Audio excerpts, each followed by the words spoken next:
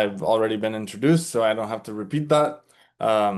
But today I will be presenting work done by me and Yiheng on the HippoRag framework, which helps LLMs remember using insights from human neurobiology.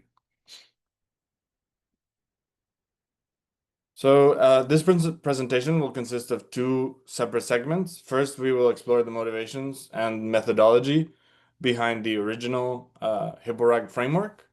Then we will discuss the original version's limitations and how we address them in HippoRag 2. So let's begin our discussion by briefly comparing human and LLM long-term memory systems. We know that mammalian brains have developed an incredibly effective long-term memory through millions of years of evolution, which allows us to continuously update our knowledge and understanding of the world without catastrophically forgetting old knowledge. And this ability is not only like the basis for mammalian success around the world, but it's also a key feature in enabling human decision-making and reasoning. On the other hand, despite their incredible language capabilities, LLMs are still largely unable to mimic these traits of mammalian memory. Methods like continual pre-training and model editing, although useful, they still struggle to learn new knowledge without forgetting older knowledge. As seen in this screenshot, even the most powerful closed source models like GPT-5 are unable to answer questions about current events, such as this year's NBA finals, without some type of search. And these limitations leave us with two main solutions. Model retraining on the one hand and non-parametric methods on the other. So pre-training an LLM from scratch on all data every few months is likely going to be successful at injecting new knowledge without catastrophic forgetting. However, it is incredibly expensive. Not to mention all of the pre-training itself is incredibly expensive, but then also all of the post-training and mid-training that people do these days is also going to be another set of incredibly expensive processes. And smaller scale LLM pre-training could lead to unforeseen consequences on model performance, especially if you're trying to do small scale pre-training after the post-training process. On the other hand, non-parametric methods like RAG are cheap, efficient, and effective.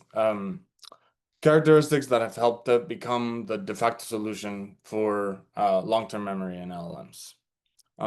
This leaves the model unchanged and adds new knowledge only during inference. This is the same example from before about the NBA finals, but in ChatGPT, the model has no problem answering it because it just looks up some sources and answers the question. This solution works very well for simple factual memory tasks.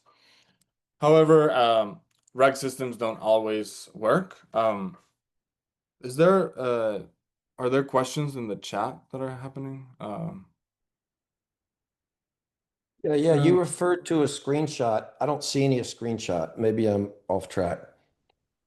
Oh, okay. Did you see an image with just to make sure that people are seeing, did you see this image with the user question and the assistant? No, I came in late. Maybe somebody can text me. I'm sorry to interrupt. It's all right. Everyone else sees it though? Yeah, I can see it. Okay. Great.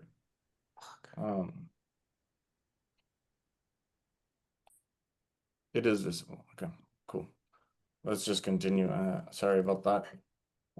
Okay, so let's imagine this scenario where you have a retrieval corpus that contains thousands of professor biographies, as well as separate documents with their research statements.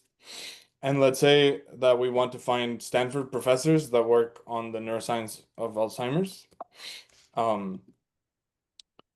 Then, assuming that there are hundreds of Stanford professors and also many professors that worked on the neuroscience of Alzheimer's, a standard retrieval system would only work if the information is contained in just a single document, right? Because they would have to be similar to both the Stanford part of the query and the neuroscience part of the query at once. If none of our target professor's documents can contain both attributes, they will likely be lost in a pool of documents with one attribute or another, forcing us to carry out some tedious search through them individually. Interestingly, though, a person that is familiar with such a professor would, even if they just learned about them recently, or they know many and they also know many professors in both sets, they would likely be able to answer this question pretty easily and basically immediately. So we are bound to ask, how does our brain accomplish such an interesting feat? So one well-established theory of how this happens is called the hippocampal memory indexing theory by Taylor et al. In 1986. That posits that the hippocampus, here in blue, stores indices and associations between those indices. And the neocortex, here in red, stores the actual memory. So the hippocampus in blue just points to the stored representations in the neocortex. So this index allows us to integrate information across experiences and quickly retrieve memories stored in the neocortex, such as our target Stanford professor. This process involves three distinct areas of the human brain. The neocortex, which manages perception, language, and executive functions.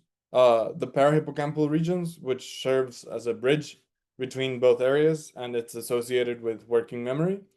And the hippocampus, which stores this indexing data and is also responsible for the auto-associative mechanisms that allow it to work.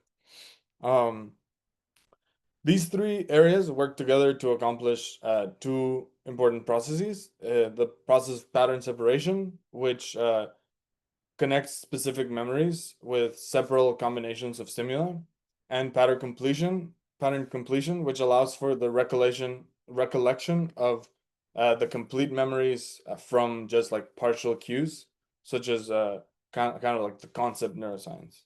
In our previous example, our pattern completion ability allows us to find Professor Thomas, as we are going to show here. So the neocortex would receive like this partial input of the query with Stanford and Alzheimer's concepts. And then this would activate corresponding indices inside the hippocampus, which activates associated indices in the hippocampus, and then finally activates the new concept in the neocortex, which allows us to remember it. This pattern completion allows us to recall more details of a story from just some part of it as well. So inspired by this theory, we proposed Hipporag, which is a retrieval framework that enables the integration of passages within a retrieval corpus. In Hipporag, we modeled the previously mentioned three areas with as follows. So first, we have the neocortex mapped to an LLM to handle perception and language. Then we have the parahippocampal bridge, which is modeled as with retrieval encoders. And then we have the hippocampus, which we model as a knowledge graph, and the personalized PageRank algorithm to accomplish pattern completion or the auto-associative mechanism. Just as the components of the human brain work together to achieve pattern separation and pattern completion, these components work together to accomplish offline indexing and online retrieval. In offline indexing, passages are fed into an LLM, which extracts knowledge graph triples in this form without any constraints on the type of entities or relations that it can extract. Then the entities are encoded using a dense embedding model and added into our hippocampal knowledge graph or hippocampal index. In online retrieval, a query is passed to an LLM where named entity and the LLM performs named entity recognition, extracting specific concepts from that query.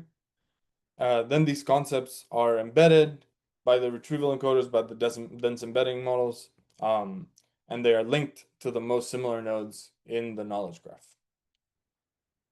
Based on the selected concepts in the knowledge graph as the personalization signal for PPR, we use PPR to distribute the probability across the knowledge graph and find other relevant concepts, such as the Stanford professor in this case. So in our experiments, we find that HippoRag outperformed standard RAG methods on 3 multi-hop QA benchmarks, and it competes and complements iterative methods like IRCOT at the time. And on average, this is around 10 times cheaper and faster than just this iterative retrieval mechanism.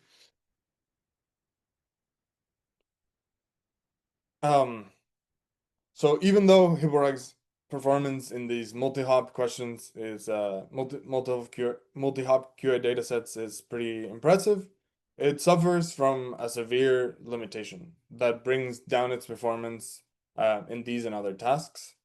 And that is having a very strong entity-centric bias because of our design. So we analyze 100 errors on the music dataset and reveal that HippoRag has an overemphasis on entities over contextual signal. And that's responsible for around half of the errors, 48%. And to better understand this, we provide this example where we're trying to answer who discovered that the number of protons in each element's atoms is unique. And here, basically, HippoRag extracted the concept protons, which leads to it retrieving documents that have many instances of the word protons, of the concept protons, like uranium or chemical element, while Colbert, in this case, was able to look at the query more generally by using words like discovered, number of protons, elements, atoms, and unique to determine atomic number as the document that was most relevant. So now that we've covered HippoRag 1's strengths and limitations, we can move on to discuss how we address them in HippoRag 2. But I'd like to stop here and see if there's any clarification questions that I can answer before we move on.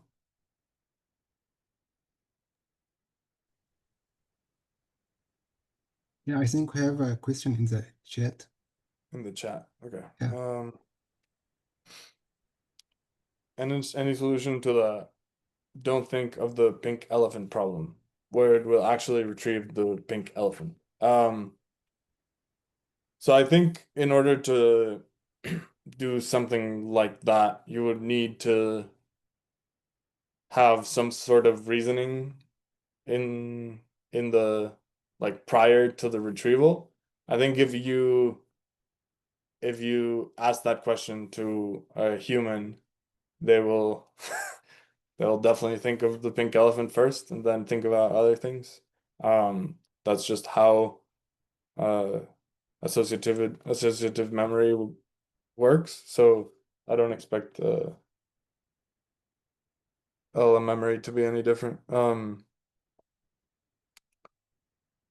On the so another question is also, could you elaborate on comparisons between those RAG approaches and tooling where you let the LM pick the search to run? Yeah, sure. So IRCOT was a very simple prompting, like iterative prompting mechanism that was designed for multi-hop QA. So I believe, if I can remember the details correctly, you would first ask the LM to answer to um to retrieve and then think, like basically create expand the query with some thinking process, and then you would use that new thinking process for the as a second query, and then that would continue until the maximum number of iterations is reached or you found the answer.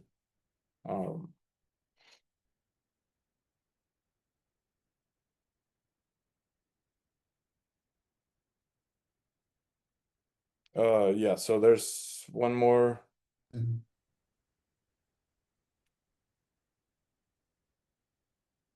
question.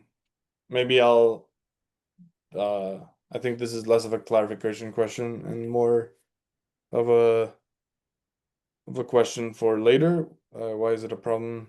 Thinking about it versus noting it down as output is different. yeah, we could take it at the end of the presentation if At the it end of would the be presentation.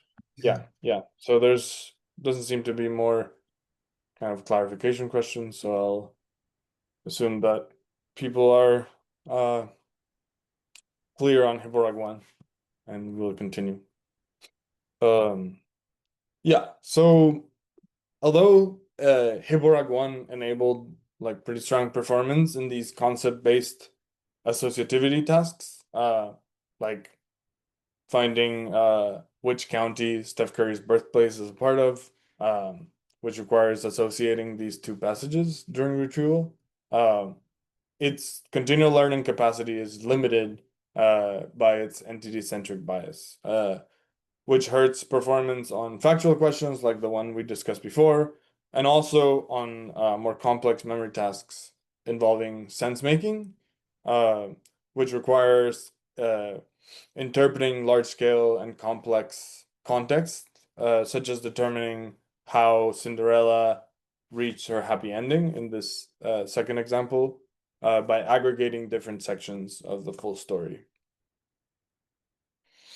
And to address these limitations, Hiborag 2 brings our design even closer to human neurobiology. So, as discussed in the previous section, Hiborag's components are based on these three distinct areas of the human brain, and they work together to accomplish pattern separation and pattern completion. And although this general picture is generally correct, it ignores a crucial aspect of these neurobiological processes, which is the neocortical memory representations piece. So in Hiborag 1, we modeled the neocortex mainly as an indexing agent only, but ignored the fact that it's critical as a storage of complete memory representations within the hippocampal memory indexing theory. So these memory representations are full memories, more like passages than just entities. More like passage embeddings than entity embeddings. Therefore, a much more faithful depiction of this process is something as follows. So for pattern separation, full memory representations that are modeled as passage embeddings are stored in our neocortex and connected to the hippocampal index during the search process. For pattern completion, instead of highlighting entities directly in the neocortex, the query will activate passages based on passages or neocortical memory representations based on similarity. And then these will activate experiences or activate entities within the hippocampal index, as shown here. And then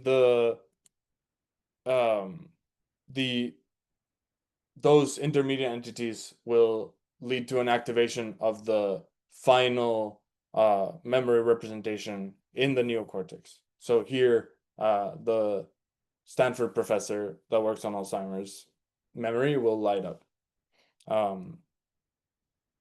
So this gap in our modeling of neurobiology within the original HippoRag framework directly led to our entity-centric bias.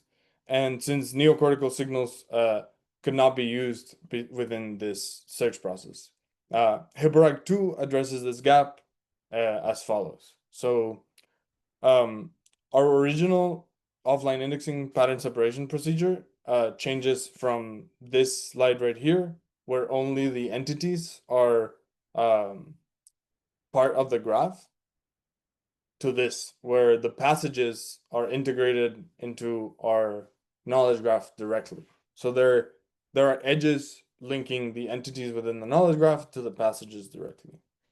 And for simplicity, we represent this new setup with this diagram of the knowledge graph in the middle and the passages or documents surrounding it.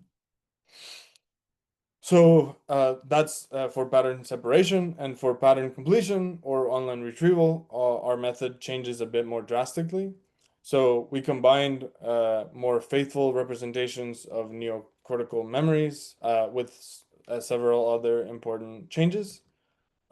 First, in order to address the neocortical representation integration gap, we eliminated the NER component completely and replaced it with a system that ranks both passages and triples with given the query.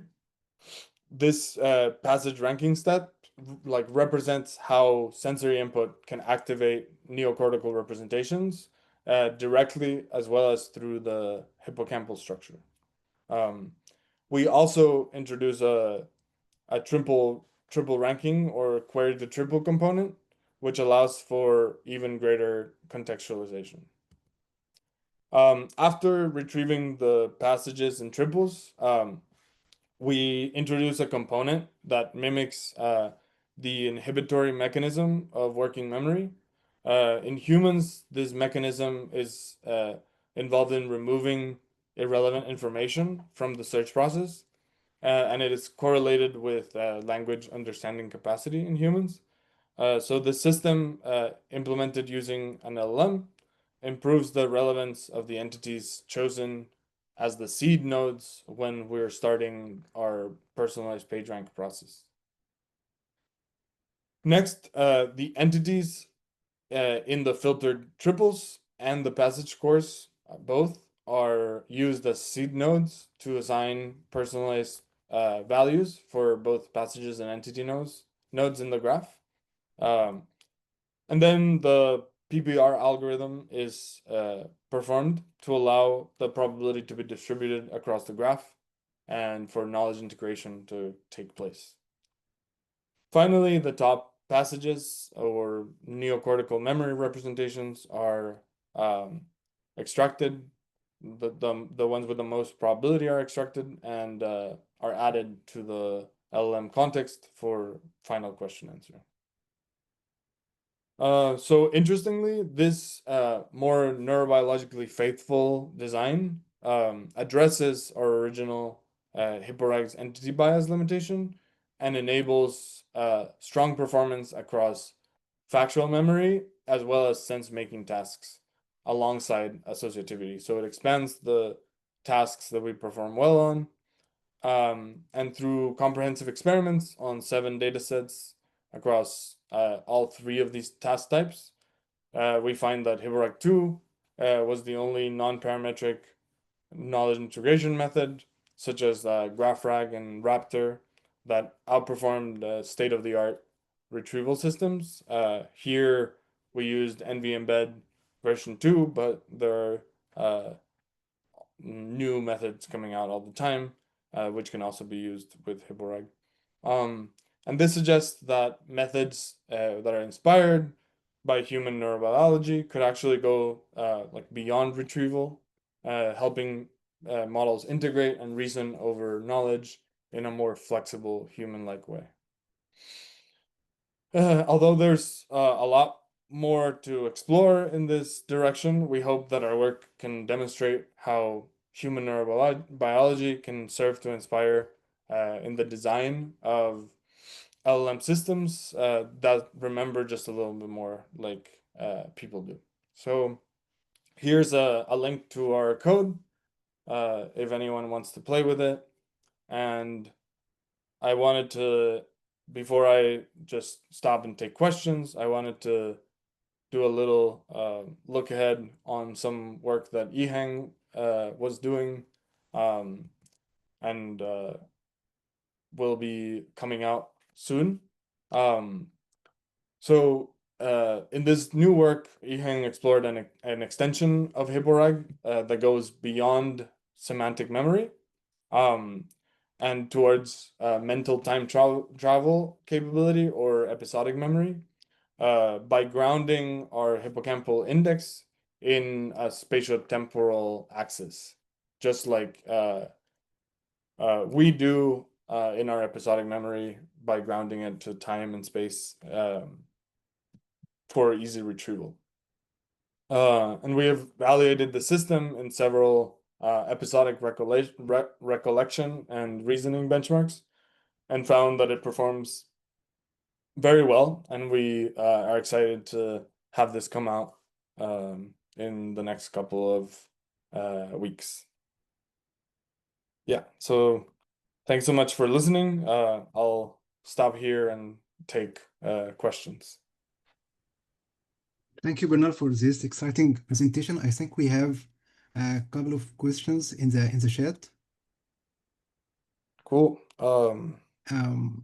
Yeah, do you guys usually just do written questions or do you Actually, it's up to people. Like if people were Right. comfortable like talking or speaking, they can, of course, free to talk. Or if they are more comfortable with writing, they can use the chat. Makes sense. Please, can you clarify? Is it one encoder model that ranks both passages and triplets? I think Yiheng has answered this. Has Yeah. answered a few questions. Yeah, that's good. Yeah, can you please put the link in the chat? Done. When will you release Hiporag? I think this is also answered. Is there an understanding of how use of human neurobiology impacts performance in terms of resource consumption, including electricity, water, GPU consumption, etc.? Yeah, so in terms of the necessary compute resources to run something like Hiborag here versus a more agentic RAG framework that has to, every time it's trying to use some intermediary information to continue exploring the retrieval corpus, then it'll take way more resources to do inference on to do many more to use many more tokens than just run PPR. PPR is a relatively inexpensive algorithm compared to running an LLM on a bunch of search results. So I'd say that the difference is quite substantial. Yeah, and I hope that mostly answers that question. Okay, another one. In your research, have you ever attempted to somehow cache frequently queried combinations? It's yeah, about caching, how it Yeah. contributes to performance. We haven't done any like fancy caching, but just uh the Hiborag code caches LLM queries, so you won't have to repeat LLM queries if you already went for it. Yeah. Let's see what else. We Can you have expand a little bit yeah. on the key neural-inspired insights that allowed you to develop Hiborag 2 versus conventional semantic search techniques? I.e., what's actually special versus better implemented. So I think that the the new the thing that's actually novel about Hiborag, both Hiborag 1 and Hiborag 2, is that the the open information extraction knowledge graphs that existed before LLMs were not actually high quality enough to accomplish these to help in the search process that much. If you look at Hiborag 1, we tried some OpenIE methods of the past, and using PPR over them didn't improve things at all. So I think it's kind of an interesting like framing of this technology to compare it to human long-term memory, and I think it's very inspiring, but the actual pieces of the framework have been like in semantic search and also in OpenIE before. It's more about like bringing things together and deciding how things like like how to implement them in a way that supports the um supports RAG, supports better like knowledge integration RAG, basically. So I hope that answers the question satisfactorily for you, but you can also yeah speak if you want to ask a follow-up. We have another long questions. In the published PDF version you shared, I don't see IRCOT in the baselines or tables. The paper's baselines are PM25, Contriver, GTR, several large embeddings, and structure-augmented RAG methods. No agentic multi-round inference methods like IRCOT, React, self-ask are listed. Is there a new version? Yeah, so we added IRCOT in the original work, but not in the version 2. I think it's fairly well known that if you add multiple iterations, then all of these retrieval frameworks are gonna perform better. So we kind of the computational, I think it's more important to like, since we already made the computational claim in Hiborag 1, we thought that maybe it wasn't very interesting to continuously make it, but yeah. Yeah, so Yiheng responded to that question as well. Okay. What is the neurologic biologic equivalent of fine-tuning embedding? The equivalent of fine-tuning in human biology or something. Yeah. So I think that if you fine-tune embeddings um for retrieval in your specific corpus, then that will likely inject some of this some of the knowledge within your corpus to your retrieval process. But this, like, you'd have to if your corpus is constantly evolving, then you would have to continuously fine-tune these embeddings in order to continuously integrate new information, and that is obviously kind of like a nuisance, and it also might not work as well as the first time you fine-tune it if you continuously fine-tune on new data. So yeah, that's a possible solution as well. And I think for the neurobiological equivalent of that, I think that it's likely more when you consolidate memories more deeply rather than, so there's like this complementary learning systems theory that says that there's kind of like slow learning and fast learning, and think the slow learning is like deeper and more consolidated in your neocortex. And I think if you're forcing me to make some kind of equivalence, then fine-tuning your embeddings is kind of that kind of like slow learning process.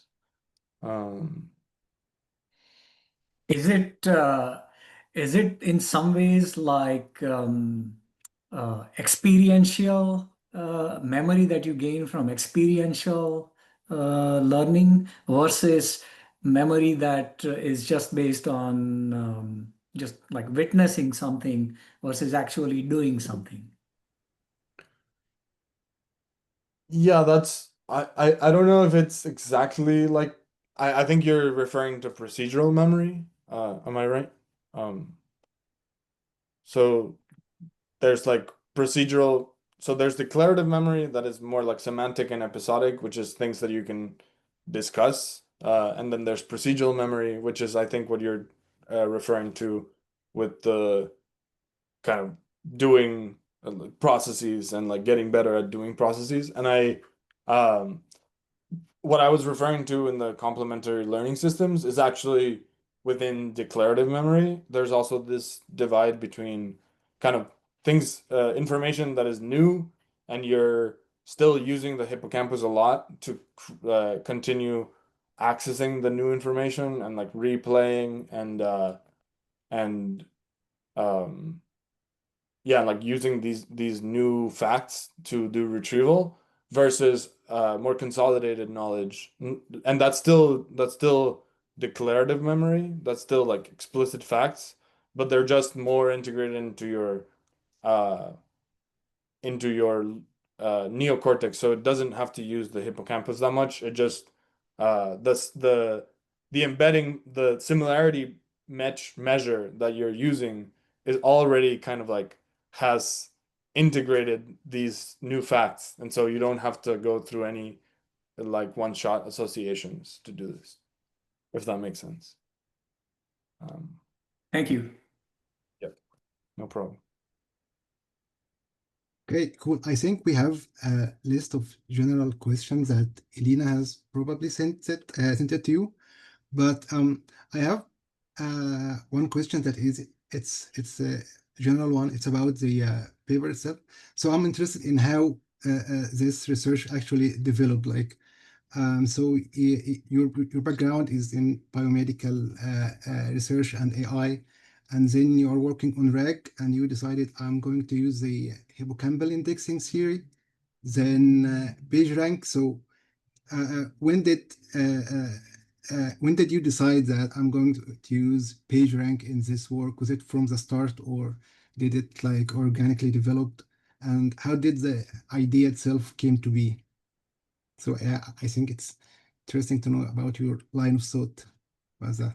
Yeah. So, I think both Yusu and I have been really interested in like neurobiology for a while.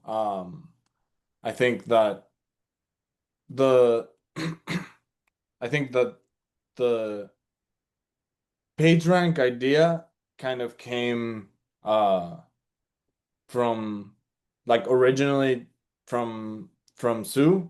We were discussing kind of methods to allow for like better integration of knowledge within RAG frameworks, but I was thinking about this knowledge graph construction to facilitate retrieval. But then I think uh, he mentioned PageRank as an interesting idea, also because I think he was thinking about this kind of octopus brain, interesting octopus brain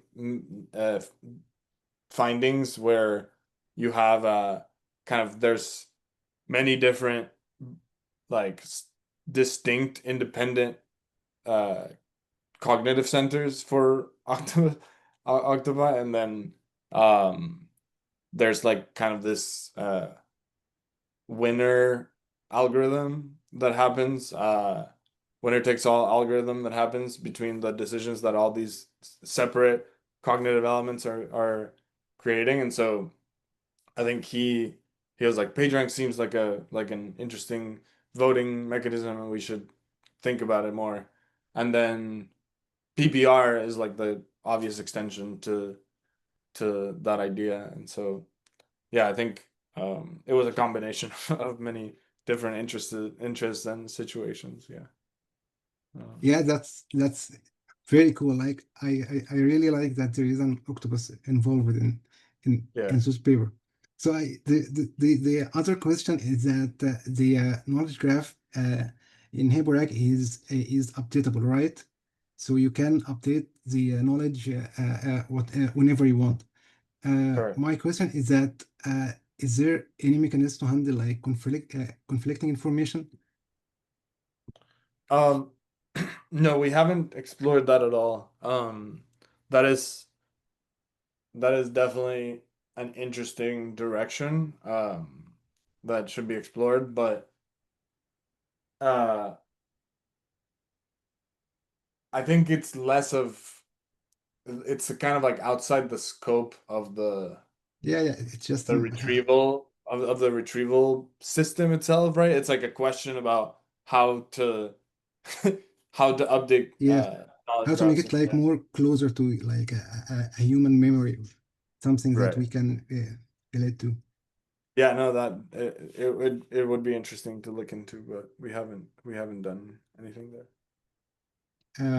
Yeah, like in your paper, you have only used off-the-shelf component, and you already got fantastic results.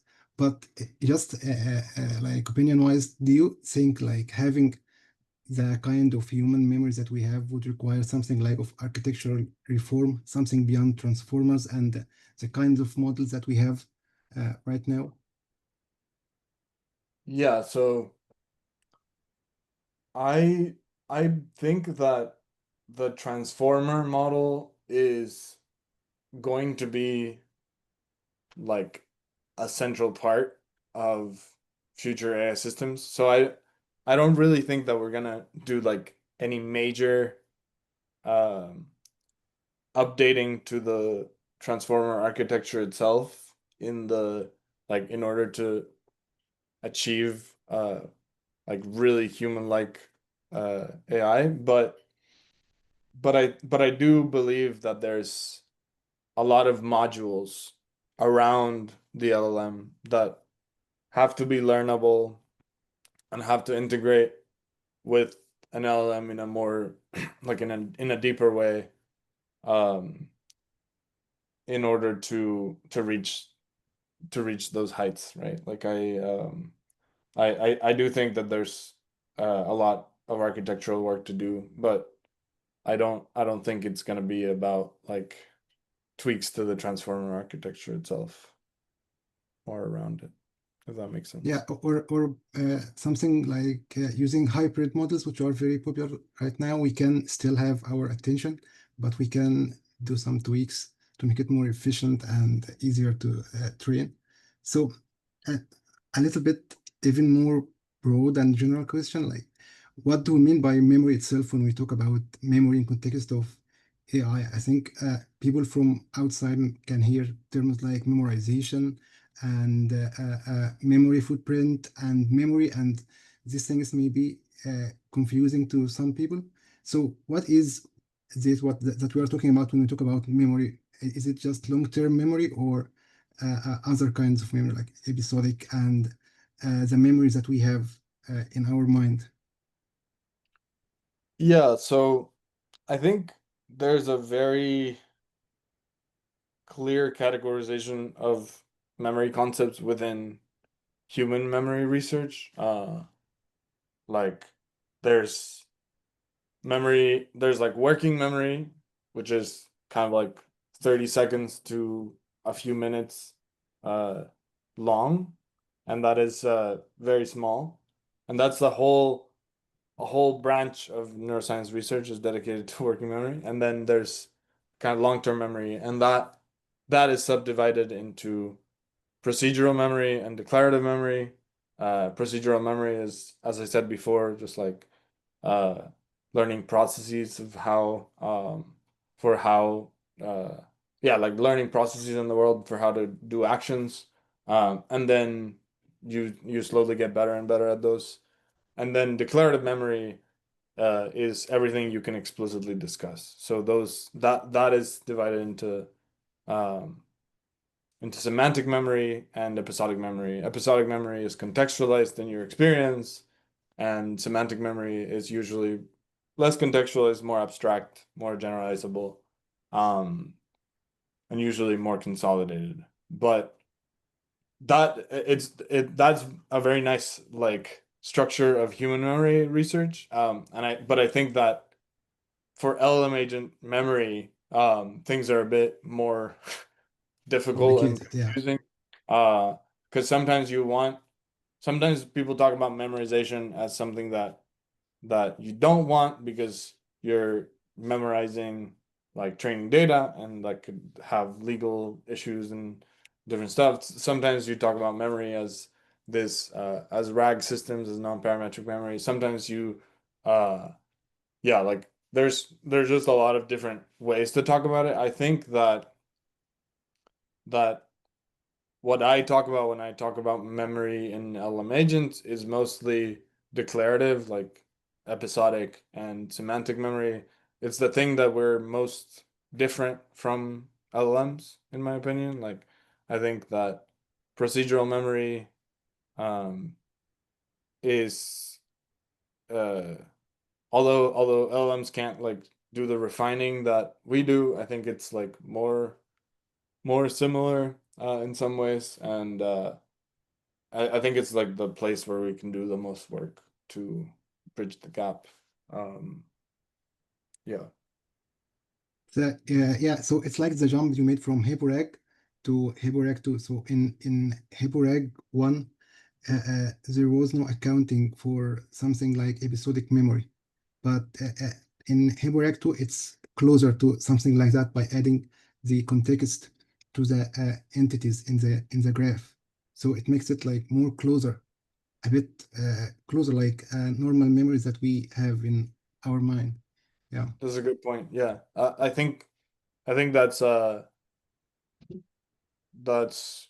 it's closer to episodic memory, it's closer to contextualization, but it is missing like key parts of contextual of episodic memory, which is like spatial and temporal Yeah. context, which was not integrated until Yiheng's work that hasn't come out yet. Are you working on another HyperReg 3 in the like in this in the next version? Maybe you can integrate it as a module inside the LLM itself. Sorry, can you repeat that? Are you working on a next iteration of HippORAG, HippORAG 3 or? Not quite. We're gonna publish this paper, remem, so it's like kind of an extension, a follow-up to HippORAG, but there's a lot of differences, so we don't call it HippORAG 3. But yeah, so we're not explicitly working on HippORAG 3 right now.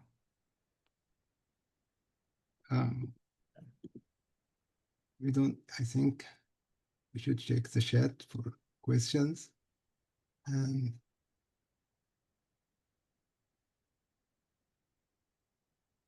Cool. I think Yiheng has answered most of them. Yeah, in that sense, do you see a distinction between LLM memory and agentic memory?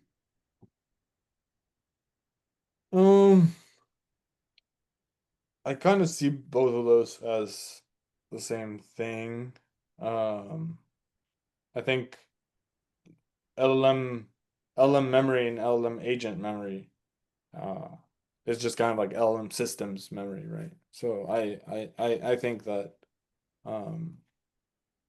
I think we should just address it as like a one component, probably more yeah, like more flexible and more useful than just thinking about LM memory by itself. Because that would just be like its parameters, I guess. Yeah. Okay, I don't see other questions. Cool. We can wrap it for now if there is no other questions. And which LLM layer do you think will be next breakthrough we need? Like what module do you think would be essential to achieving another breakthrough in LLMs? I'm a little bit biased, but I do think that we need a hippocampus for LLMs. Yeah, I think that the hippocampal structure in the brain is so obviously different, like architecturally, than the rest of the brain, and it's also so obviously important